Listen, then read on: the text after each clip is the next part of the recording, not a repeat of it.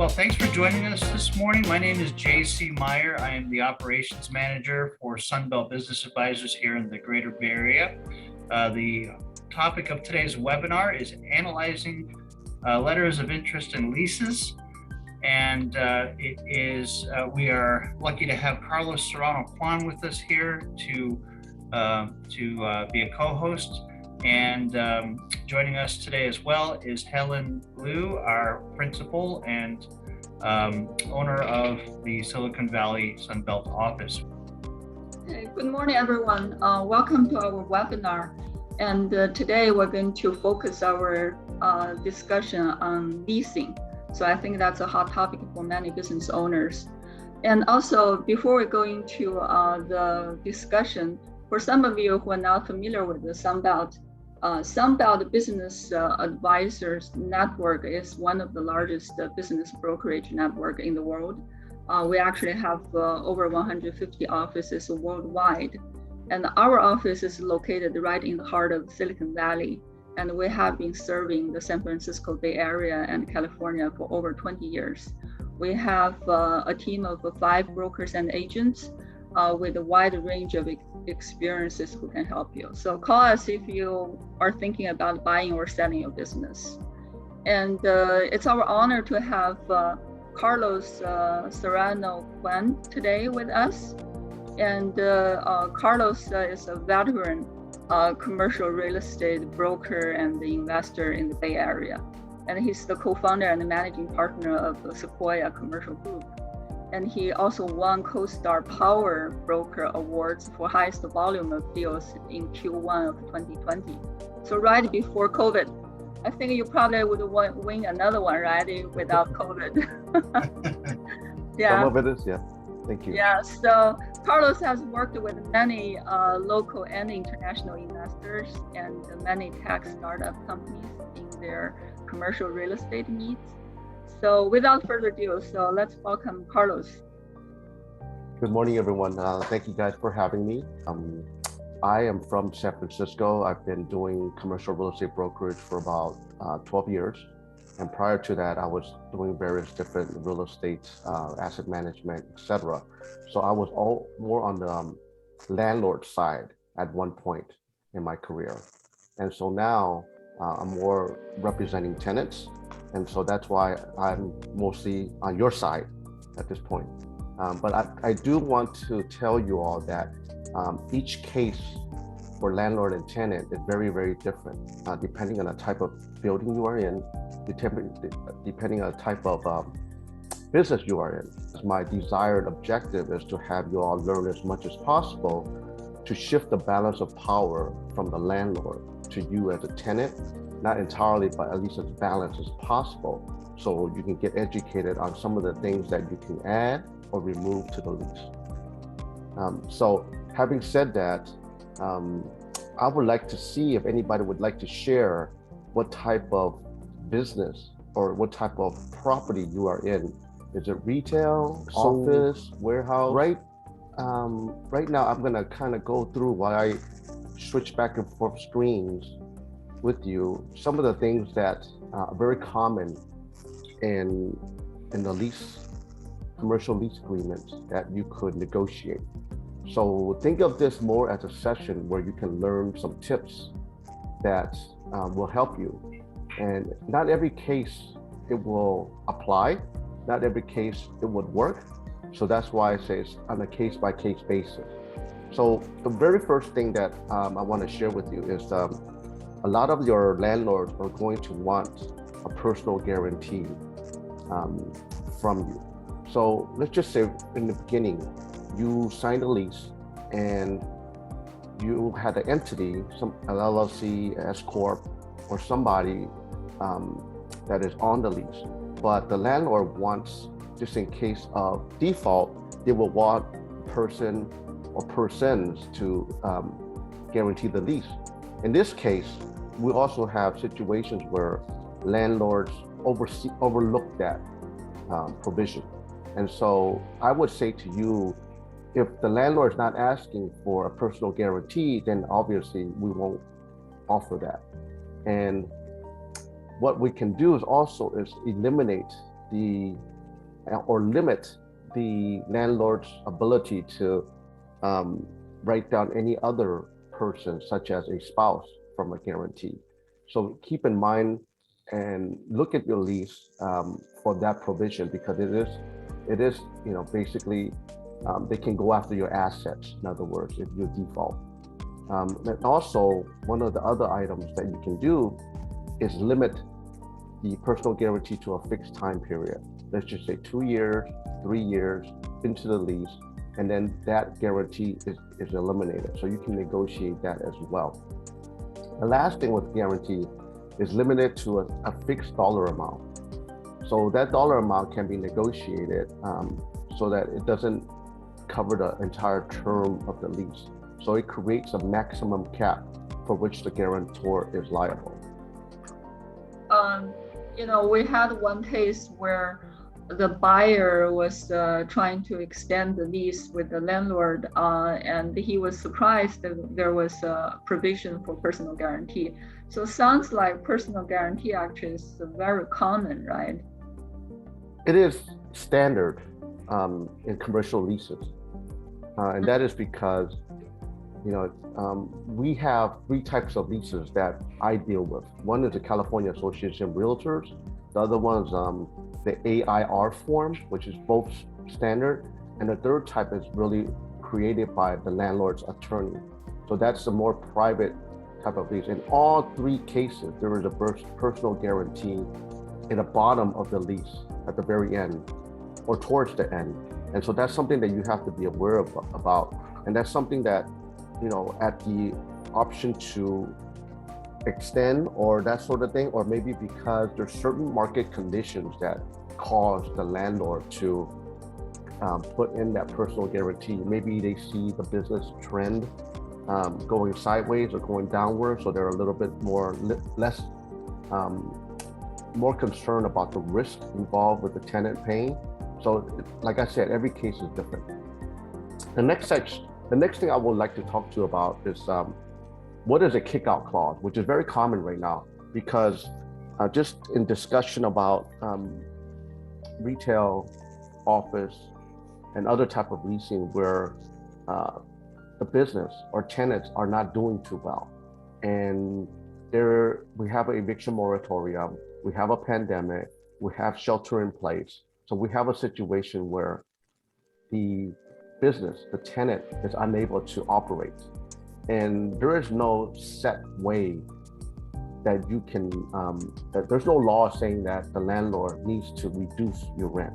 So that is a situation that's kind of precarious with a lot of different tenants that they owe the landlord a certain amount of money.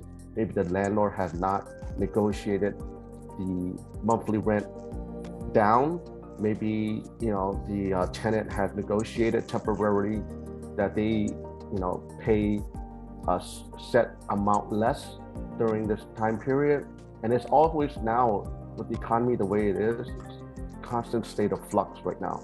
So one of the things that you should be aware of is that instead of, if you do need to default on the lease and try to get out of your lease or renegotiate a lease, you should try to put in a kick-out clause. And what is a kick-out clause? Which is, at any time, if a penalty payment is made by a tenant can pay a penalty to the landlord and break the lease rather than be responsible for a full term. So this clause is usually not very clear in the lease. And the reason is because landlords don't want this to happen. Landlords don't want you to get out of the lease that easy. They want you to be responsible for the entire term. But occasionally, landlords understand this very clearly that businesses may fail, or businesses that need to relocate, or with no fault of the tenant, they need to default. So obtaining a kick-out clause after a certain time frame, but only available after a set time frame, can also be a possibility as well. Obtaining a kick-out clause based on possible future problems, such as loss of parking, loss of an anchor tenant in your area where there's less foot traffic, your business is expanding and you need to get out of this smaller space and go into a larger space, or you lost a major contract, your business is down quite a bit. So this gives the tenant the right to break the lease if certain acts occur which are detrimental to the tenant's occupancy, including acts of God. So, there's severe damage to the property. There's some kind of a natural disaster. So this is actually really a big one for you as a tenant to be aware of, to try to put in the lease so that you can protect yourself. This clause usually is not in the agreement when the landlord sent to you, right? Is it something that the tenant has to bring up to add in the agreement? That is correct, Helen. I have seen leases that are about 200 pages long. I've seen leases that are 3 pages long. And so in each case where the landlord creates these leases, you don't have that right. So, you need to really look at that. And sometimes you even need to have your attorney take a look at that is experienced with your type of building, with your type of business, and what you're trying to accomplish. So a lot of times, agents or brokers are unable to do this just because this is a legal document, and a lot of the language is legalese. So the attorney needs to really protect you. And so what I do, typically when I represent a tenant, I make sure that I am able to, in my resource network, recommend certain attorneys for certain type of situations. For example, restaurants, right? So restaurants, whether they're in a building where it's an office building or a mall or retail, there's different scenario for them, the tenant. Sometimes the landlord will require and standard for all tenants, which is a percentage lease, right? That goes for Boston Properties, who I dealt with at Bargadell Center. That goes for the Chase Center, where the Warriors are. That goes for the Metreon. They're all corporately owned. So they all have the standard lease, which is usually about 60 to 200 pages. And those are very difficult to read, but those you have to be extra careful about because they'll put in a formula for a percentage rent. And we'll get to that in a little bit. So Carlos, do you see some of the questions that come up? I'll let you go ahead and address those. I do. There's a Q&A and there's a chat here. Let me get to the Q&A really quick. And I'll read the question to you all. We are in an office complex with small to larger suites. We finally managed to change the lease for our business name, corporate name, after 12 years. We've been here 15 years. We renegotiated a 5-year term the last time to get better rates. Good for you. But we have to know our options for negotiating a transferable lease the next time we are due to renew. Yes, this is just in case we want to sell the business. We are going to close retirement age. Good question. And this is a very common question because this relates to the idea of assignment. And standard in leases are, you are not able, the tenant is unable to assign a lease without prior written consent from the landlord. And so this is standard language, standard lease, but it doesn't provide the restriction that you think it does, because what they're saying is that you can't just unilaterally assign your lease to somebody else that wants to buy. It still needs to go through a process where the tenant, the new business owner that bought your business or is taking over, or another tenant that wants your space that you're able to get out of your lease, is not unnecessarily denied by the landlord. So that is a very vague term. And what the landlord's saying, and this is what's very, very important for you all to understand, is that what is the landlord thinking?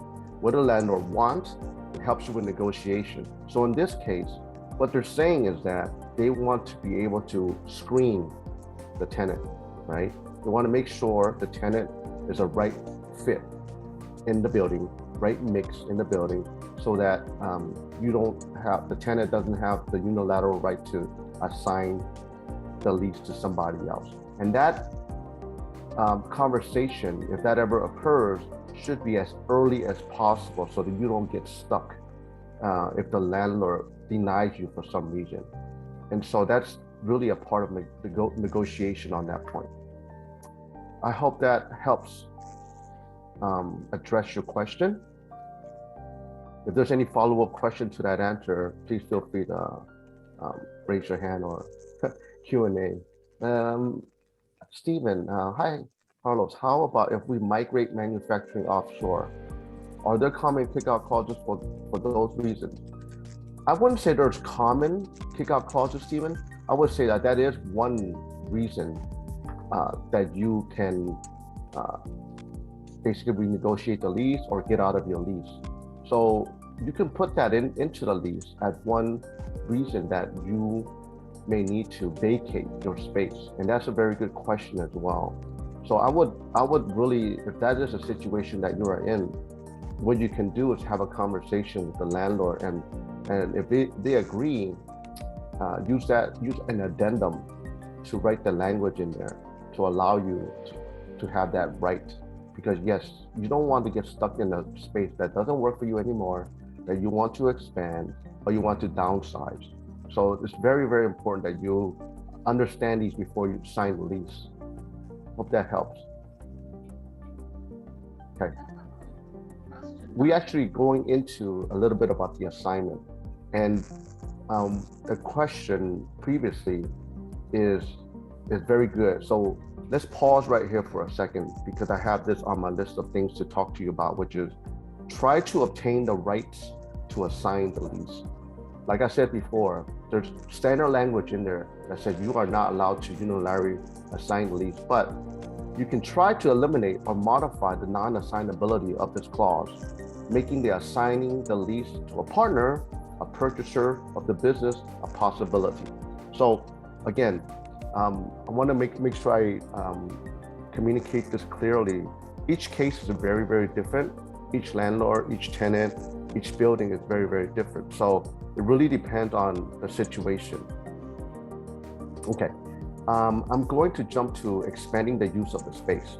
So in your leases, it specifies one line, one sentence, that you can only use the premises, the space, for a certain business purpose, depending on zoning, depending on your permitting, and depending on your type of business. So you can't all of a sudden, let's just say you have a restaurant, next thing you know, you want to close down a restaurant and sell flowers or something like that. I'm just making it up. But usually landlords are not going to allow you to do that, nor the city government first. So this clause, what I'm saying is that you can try to broaden the use clause to allow some flexibility in the operations of your business and add or delete products and services. Because if you're in a mall or if you're in a building, they restrict you to only these types of businesses and uses. But let's just say you have a restaurant, but at the time you don't have a liquor license, you don't have a bar yet. So you want to make sure that you have language in there that allows you to do the extra use for food and beverage. Liquor license allows you to serve alcohol, that sort of thing. So that is quite common. So I want to talk about now shifting into the current situation in the economy. What I'm seeing as somebody that reads leases every day, prepares offers to lease every day, has to negotiate with landlords and tenants every day, and I wish you guys don't have to do that. So you can rely on people like me that kind of know what to look for. And one of the things that I'm seeing is that there are the standard 5+5, which is 5 years plus 5-year option, is now shortened quite a bit, because a lot of businesses, they don't know if they can open their doors, and they limit the amount of people within their doors. And a lot of the workers don't want to be in an indoor environment stuck together because of the current situation. And what we're seeing is shorter term periods and more option periods. So for example, I've seen what they call pop-ups, right? So there's a lot of vacant spaces out there. I'm sure you guys have seen it. And people are asking, can we do 6 months? Can we do 1 year? Can we do 2 years? So landlords typically are thinking, before the pandemic, 3-year minimum, right? 5-year minimum, right? They're seeing, folks now, shorten the period quite a bit. And I don't know if that works for your business. Obviously, you want stability. You don't want to be moving around. If you find a good space, a good deal that works for your business, you want to definitely stay there as long as possible. But things are just moving up and down. It's just very volatile right now. So I do have a lot of circumstances where there's almost no standard anymore right now, just because there's such a fluctuation with the business climate, as well as every city has their own shelter in place type of requirement. Not to mention the whole workplace has been, kind of rethink how retail is done, rethink how offices are done. I've seen offices where they go through a hybrid model where employees have to be in the office 2 days a week, 3 days a week. Then they can go home and work from home 2 days a week, 3 days a week, or they have a kind of like satellite offices, like a WeWork or a hotel where they can go there once or twice a week to do conferences or meetings. So this whole way of doing business is very interesting right now. And I cannot predict the future, but I know that a lot of larger corporations are going through this hybrid model. It depends on the business, obviously, but this is one thing that is a trend right now, the shorter term leases. And one of the tips is to have a shorter term lease. That way you can get out of the lease if you need to and have as many options as possible. So it gives the tenants more control over the space and protects against increasing rents and gives tenants potential value in sublease situations.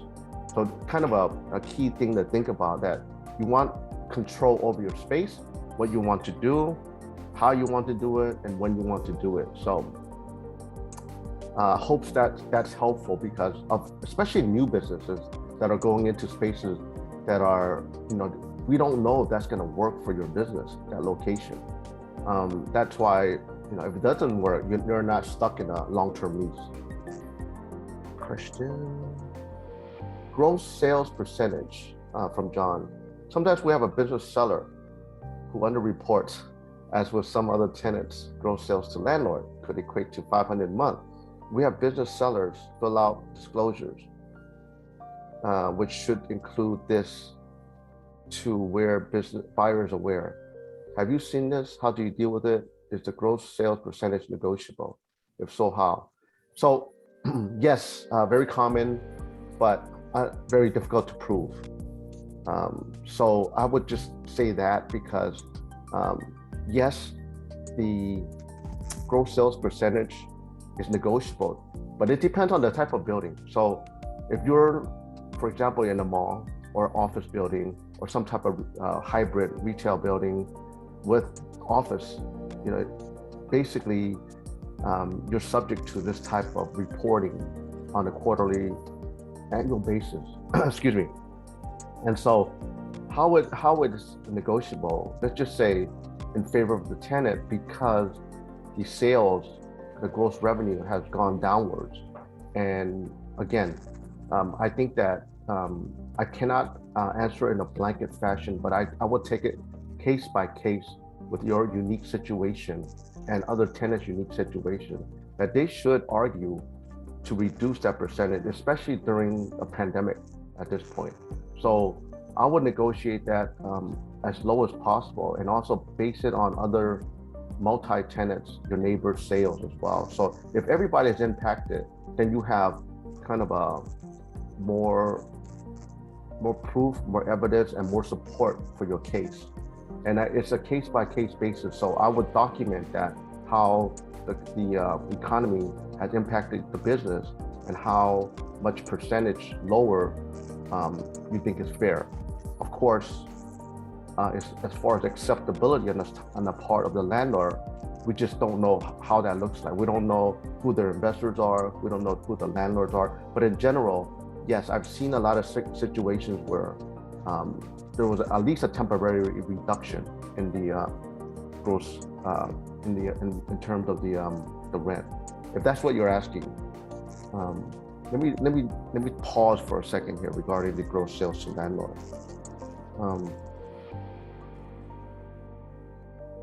Oh, okay, sorry. This is more like a transaction. How to handle it? I would say, if there's audited financials as well. So one of the ways to go about it is to see if the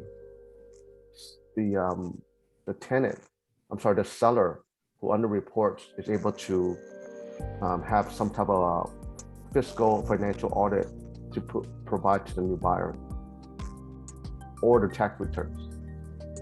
Hope that helps. Two questions from Gurang. We addressed personal guarantee a little bit before, and I would just say,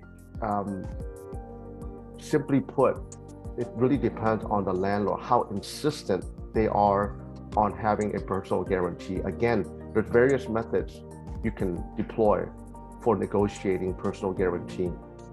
One of them, if they're insistent on it, yes, okay, then you have no choice, but you can limit that to the amount, to a time frame. Let's just say 1 year, 2 year, 3 year, and let's just say they want full guarantee for the entire term of the lease.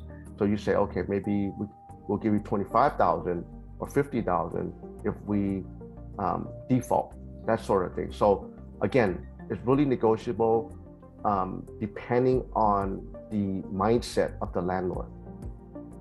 Also, the common area maintenance I'm going to address right next, by the way. Okay, Guarang, I'm going to go ahead and let you talk to Carlos directly here. So one moment. Go ahead, Guarang. Yeah, I'm in process to buy a business, and we have a same kind of situation. Owner the landlord looking for the whole 7 years or 10 years personal guarantee, and if I not give personal guarantee, either he want 3 years of rent or 100,000 deposit like that. So and he not negotiate like easy, as you say. So what I have to do, Yeah, I think a couple of things. This is so I get Grant. Every case is very different, and we don't understand. We don't know who the landlord is, their mindset. So what I would say is that what I do is that I try to assess the situation, not just between you and the landlord, but does he have any other options for tenants, right? So if it's a high demand situation where, there's plenty of tenants, like before there was plenty of tenants for this space, but now that may no longer be the case. You may be the only one interested in this space. So if that's the situation, it's a little bit tricky, but you kind of test them out and see, how motivated they are by, maybe cutting that in half or whatever you feel comfortable with. So I know it's very clear that you're not comfortable with this kind of personal guarantee. So it really is a decision on your part in terms of what you want to offer the landlord, what you think is fair. Because what a lot of landlords are operating under the assumption that there's no pandemic, that there was, that the business wasn't impacted, and they're not willing to negotiate. And then you have to take that risk to say, okay, I'm not willing to do that, so I'm willing to walk away, right? If you're willing to walk away and come back, or willing to walk away, maybe they'll come back to you, maybe they won't. So I cannot give you a definitive answer to what will happen in this situation, but I just want to give you some scenarios and some options for you so that, you at least are aware of, kind of what the landlord is thinking. So I think the best case, and my experience is to have like a face-to-face conversation with the landlord and explain to them your situation. And hopefully they will have some type of understanding rather than email or text or over the phone. So a lot of time it's a personal connection will be helpful. And just have your numbers that you're able to accept upfront for you, so you understand, okay, this is my bottom line. I'm going to walk away if I don't get a certain deal, Yeah. right? That's right. So that's really my suggestion in these cases. Thank you for your time. I really appreciate it.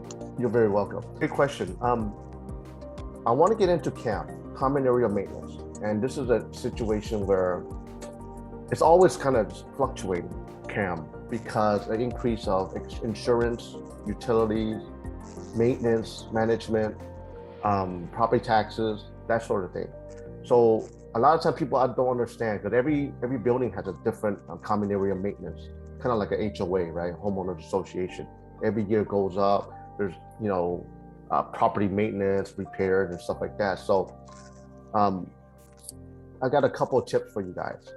And unfortunately, you guys have to learn this part of your space, and it diverts the focus of spending time on revenue generation, crafting your business. But that's why you have people like me to go to talk to about these kind of things, which is very, very detailed. So the first thing I want to tell you about CAM, the taxes, insurance increase to a certain percentage each year. So you can negotiate in your lease. Hopefully, I'm not saying you can, but you can try to negotiate in your lease the increase that you have to pay each year. Let's just say, because I see a lot of leases don't have any limits on these increases. But now that you know you're paying a CAM rate, and who knows, they may sell the building, which is the highest risk, right? They sell the building, the property tax go up like crazy, and then they'll pass that along to you. So that's one of the biggest risks out there. So you can try to put in your lease that you agree to only pay maybe 5%, 10%, 20% increase based on your base rent year over year. That is one of the biggest things I'd like to recommend to you all. Also, to cap the common area maintenance, which is same as the one I just mentioned, but using the word cap to a certain increase. One of the other things is to eliminate space substitution or relocation clause, which transfers more control from the landlord to the tenant and prevents landlord from relocating the tenant without tenant's consent and compensation. So that is a special situation, may not apply to you. The next one is pay CAM percentage based on total facility square footage only. This ensures that you only pay your fair share of the operating expenses, so that you're not paying for the larger tenants' common area expense. You're only paying for what you use and what is in your lease. Okay, so this is one of the things that up front you should take a look at, which is to be able to audit the CAM charges. So for example, some of the properties that I manage and also lease out, the landlord itemizes all the different type of fees and breaks it down into monthly fees so that you can actually see them, and you have a right to review that prior to you entering a lease or renewing your lease. Again, the same thing, which is define what is included in CAM very precisely. And so there's no, what you typically see in there with larger landlords, like a mall, whatever, that there's advertising fees, there's management override, all these other fees that you need to understand what they are. I just want to caution that a lot of these larger landlords, a lot of this stuff is not negotiable. But what is non-negotiable and what is negotiable is one key piece that you probably should understand, because I've put in tenants in various different locations, and certain things like the CAM were not negotiable because they have to pay property management, they have to pay property tax. So those are kind of a fixed cost. But what was negotiable is the percentage rent as well as the base rent, depending on space, location, usage. So that is something that, again, it is dependent upon supply and demand. If there's a lot of demand, your negotiating ability is a lot less. If there's little demand, then you have a little edge on the landlord. We've got about 20 minutes, a little Okay. over 20 minutes left. And I do want to remind people, and thank you for the great participation. If you do have questions, click on the Q&A icon and we'll answer them live. I have a question. Anybody have a lease that is expiring within 12 months that you're thinking about needing to renegotiate? Or anybody thinking about a space that they're trying to get into within the next 12 months that you would need some advice on? I have actually two clients, both in a situation where they want to sell, but without the lease, that's to significantly impact the business value. So we've advised them that, you should keep the lease live and at the same location. Oh yeah. But I understand it's a tough situation. Most landlords probably don't like to extend only for 12 months. They want longer, and also buyer, they want the lease to have a longer term, so they can expect to be at that same location, to carry on the same level of business. That's right. And the buyer can negotiate with the seller if that situation is actually in place, because they can just say, hey, simply, now I need to renegotiate a new lease and your value isn't really there. Yeah, the real question a lot of times we get is the seller, the current tenant at the location, they will come ask us, should I, when they negotiate, say they're 6 months away from the expiration. So they will come to us, say, we want to list the business for sale, but should I tell my landlord I'm listing the business for sale? So what's your advice for the tenant at that point when they negotiate the lease extension? Should they tell the landlord that they're thinking about selling the business? That's a really tough one, Helen. I mean, I would definitely be upfront with the landlord as early as possible so that there's no surprises, and hopefully you could get a better rate, because one of the things you can use as leverage as a tenant, and it depends on the type of property.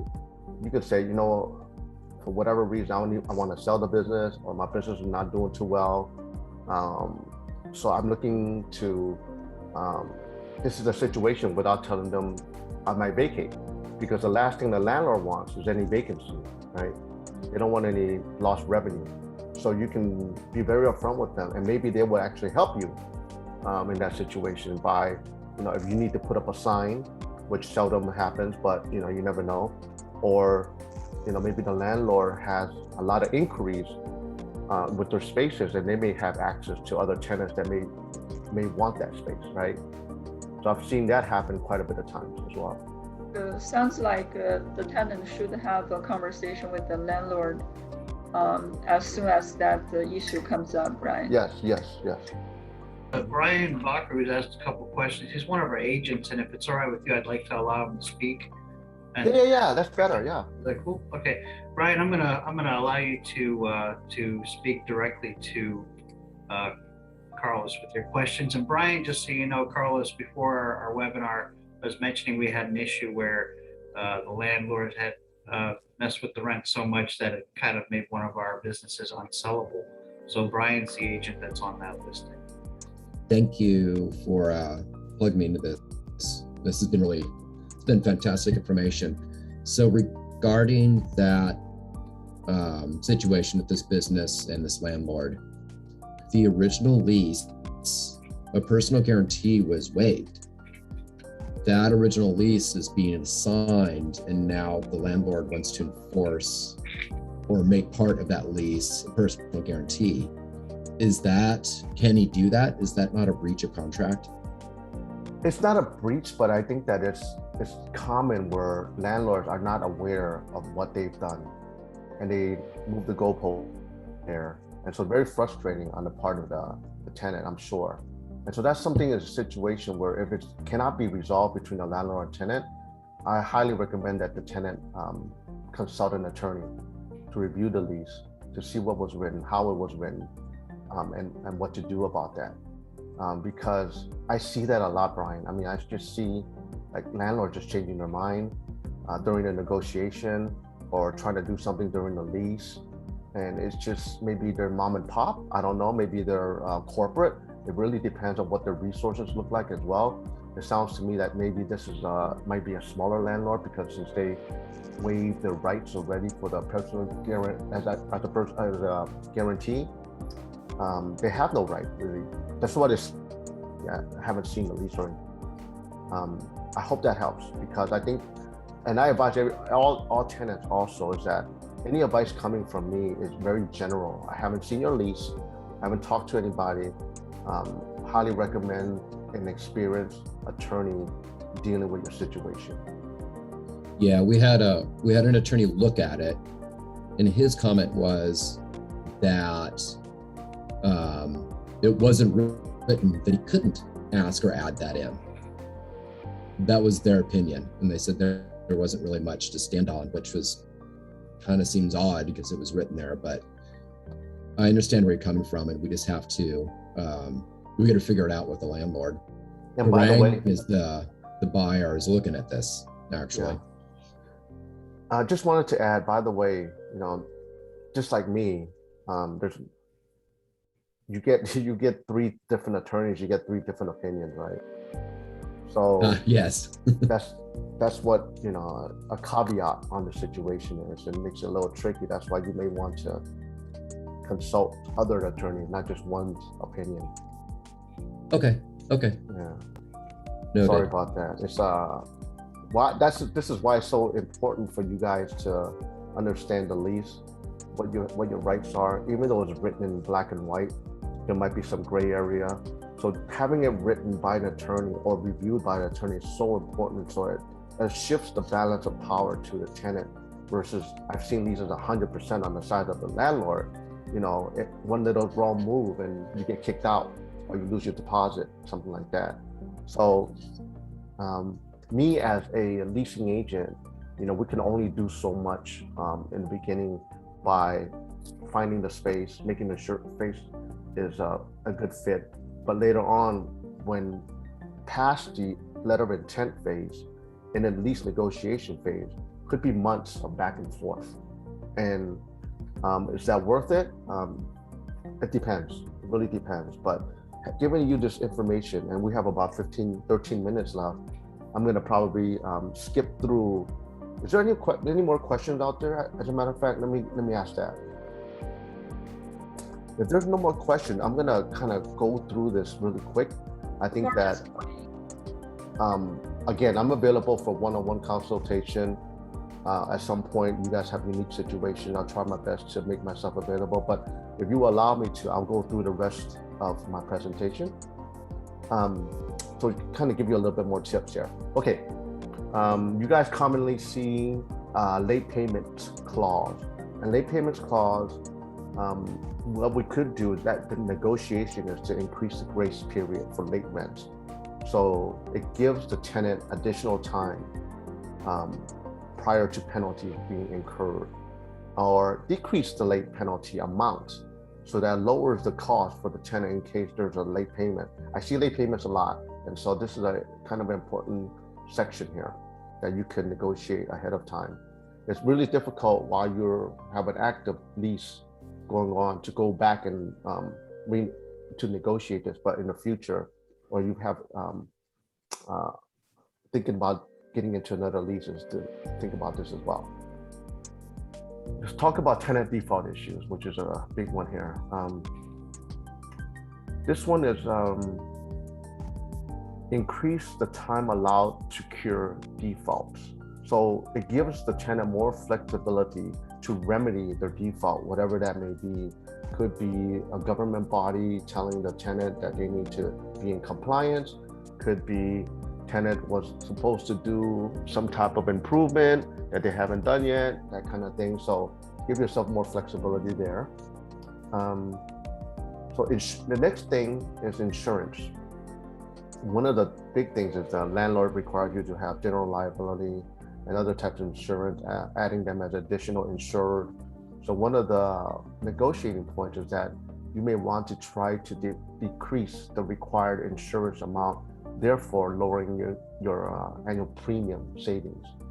And also limit landlord's ability to lease adjacent spaces to parking. And well, this is not related to insurance, but this is a common thing with folks that have to share parking spaces, or there's an area like an industrial area or office area where there's not that much parking. And what this says is that this you want to have not a deeded, but really a very defined parking space where the landlord gives to you to allow you to park.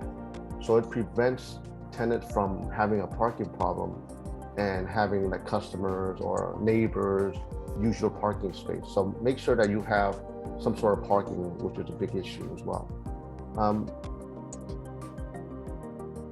Termination. So this is about upon lease termination. The next item is retaining ownership rights to your furniture, fixtures, and equipment. So it allows you as a tenant to retain more of the assets, and also obtaining the right to rebuild the space yourself, giving the tenant the option to perform its own repairs if the landlord is too slow. So a lot of times when you are exiting or terminating a lease, vacating the space, it specifies how you need to leave the space. Usually you need to leave the space in the same condition as when you first moved in. And so this specifies how that's being done and making sure that you have the right to remove your furniture, fixtures, equipment, and keep the space as it was when you first moved in. Okay. So one of the items I put in here is also your own ability to purchase the property. If the landlord decides that they want to sell and put it on the market, that you have a right to make an offer, a right to first refusal. And so that's not common in leases, but there's something that the tenant should always put in there, because it's no harm to the landlord to put that in there. You have a right to purchase the property should the seller want to sell. Also obtain a right to first refusal on an adjacent space in case the adjacent space becomes vacant and you want to use that space. So you have a expand into that space is your right. Let's see. Oh, also the HVAC is kind of important as well, electrical and plumbing. So you want to see if the landlord will be able to maintain and repair the HVAC systems. Yeah, and now even more so than ever, if you're in an office or retail environment, is to have the landlord guarantee indoor air quality and agree to testing on a regular basis because of this pandemic and all that stuff. So clearly define the work performed to improve the indoor air quality to be a capital improvement, not subject to tenant reimbursement. Protecting you as a tenant against indoor air quality problems. So this is kind of miscellaneous tips. I'm getting to the very end of it here. I just wanted to squeeze it all in here. Percentage rent. So if you see a percentage rent, usually reserved for retail in a multi-tenant like mall, strip mall, whatever, try to negotiate a reduction or elimination of the percentage rent.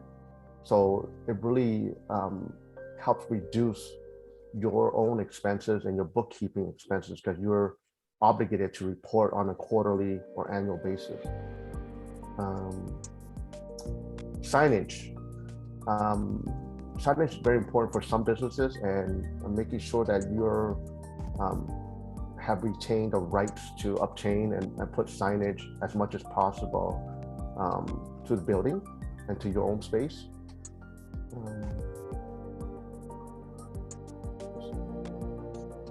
So also a right to terminate your lease. One of the tips is if a major anchor tenant vacates the space or a competitor comes into the space, you have the right to relocate or terminate the lease if these circumstances arise and your business is impacted by an anchor tenant leaving or a competitor coming in. Folks, If you didn't get your question answered today, and again, I want to thank everybody so much for being active participants today and asking questions of Carlos. I'm sure he appreciates it very much too. But here on the screen, you can see we have the contact information for Carlos. If you have other questions that you need to have answered, you can contact him directly. This video is going to be uploaded to YouTube and shared with all of you, as well as the PowerPoint presentation that goes along with it. So you'll have all that contact information in a bulleted outline that you can follow along with in the future. With that, I hope that everybody will make our next presentation. We're thinking about having Carlos come back at some point again. We'd love to have you. We'll be sending out another email soon enough for the next webinar that we'll be doing here through our office. I hope you all enjoyed it. And I do want to thank Helen, Lou, and Carlos for joining our agents, for being active and participating as well. So thank you everybody for joining us today. All right. Thank you. Thank you for joining us. Yeah, feel free to submit any questions even after the webinar. So we'd love to have Carlos back again. Okay. Thank you all. Thanks, folks. Okay. Enjoy the rest of your Thursday. Thanks, Carlos. Bye-bye. Bye. Bye-bye.